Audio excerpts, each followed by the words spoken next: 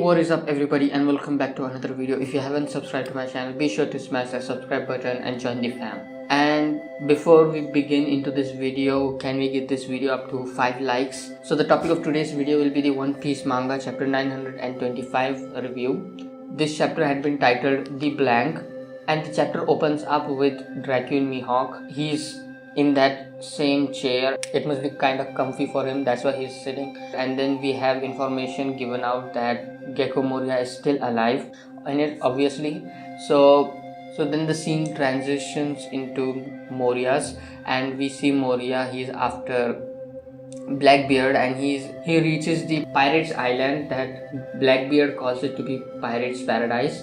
And here we see a link to the Naruto. If you are a Naruto fan, you'll obviously get the link, but this is the first time that we've seen a Naruto link to this chapter, so I'll get to that point in a few seconds. So what we have is, up till now it was known that Blackbeard could steal abilities, and he could take it into himself, and this chapter further expanded his power, and he can steal abilities and he can pass it on to anyone he wishes. Because right now we know that two of his commanders, they have the devil fruit abilities that they did not have previously. The first person who has the ability is the Shiryu of the Rain. He has the invisible fruit that we saw the previous perverted lion from the Gecko Moria arc. They killed him and they took his ability. So what another important fact to notice is that in order to take the ability from the person, it is important that they have to kill the person. That's another similarity that we see along with Whitebeard's death. So this means this information reveals two things. The first thing is the devil fruit ability is able to be transferred with the help of the Blackbeard's devil fruit, and the second thing to note is that once the devil fruit is taken out from his body, the person dies. It's kind of like a Jinchuriki one, but this is not the Naruto reference that I was talking about. The second thing that we come to know is the second commander, Lady Devon, that the people call.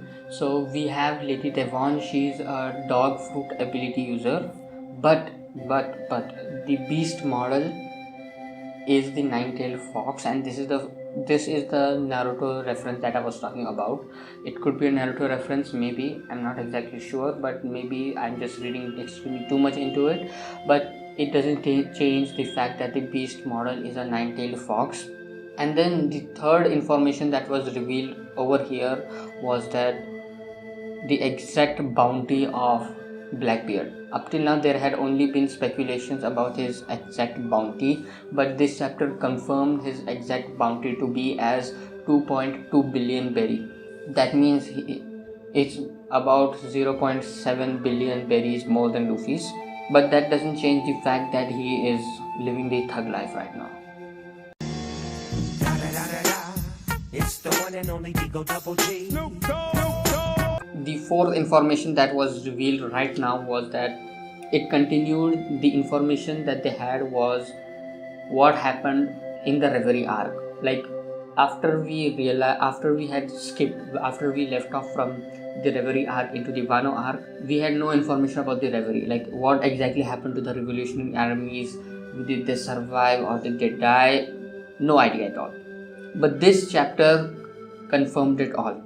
We come to know that the revolutionary armies, they clashed against Ryokugyu and Fujitora, and whether they survived or not is unknown for the fact, but that doesn't change the fact that there is a high possibility that the entire Marijaws could have been entirely wrecked.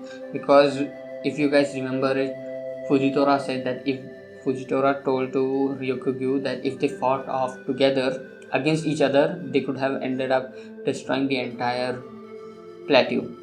Now imagine these two fighting against the revolutionary armies, and their strength was shown to be insane.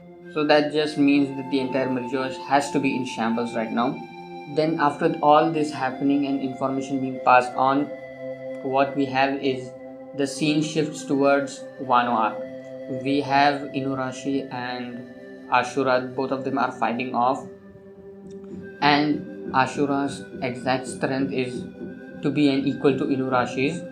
And now here, up till now, until the previous chapter I had thought that Ashura would have supported the cause against Kaido because he followed Oden. But it turns out that he followed only Oden and not anyone else, and that is why this is the reason why he's saying that he won't follow and he won't support them against Kaido, because he for a fact he knows that they won't be able to defeat Kaido at all because he's strong, and that is why he doesn't want to support them. And he told that he would have supported them if had it not been that they had disappeared off for 20 years.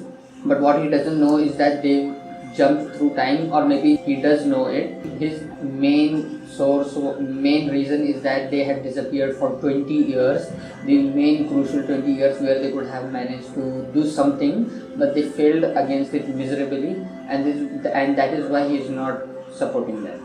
And after all of this happening, it seems that Kaido is not the only monster in his crew. We knew that Jack was the right-hand man of Kaido, and Jack was strong. He was literally strong and he was insane, and he and his unit was able to take down the entire Zou, but they were not in their Sulong form, so it doesn't give much of a credibility, but it doesn't change the fact that they managed to take down the entire Zou. And then this chapter changed everything else again. We come to know that he has two more brothers bigger than him and who are king and queen, and that obviously gives his name Jack, King Queen Jack of the cards. And it seemed, and the way he was being treated, it seemed that those two guys are even more stronger and more dangerous than Jack is, and this changes things entirely. And it seemed, and it's 100% a guarantee right now, that Luffy will be tortured by Queen because the last panel exactly told everything, but it doesn't change the fact that Kaido wants to break Kid and Luffy's will and try to make them his own men. So in an overall, this chapter was less action-paced chapter and there was more information being given out.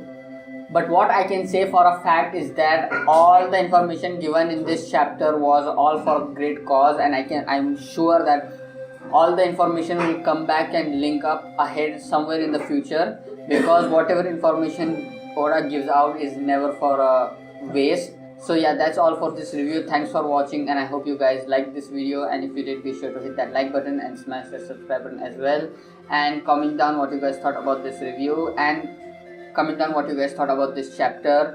And I hope you guys have an amazing day ahead of you. Until later, my manga fans, bye.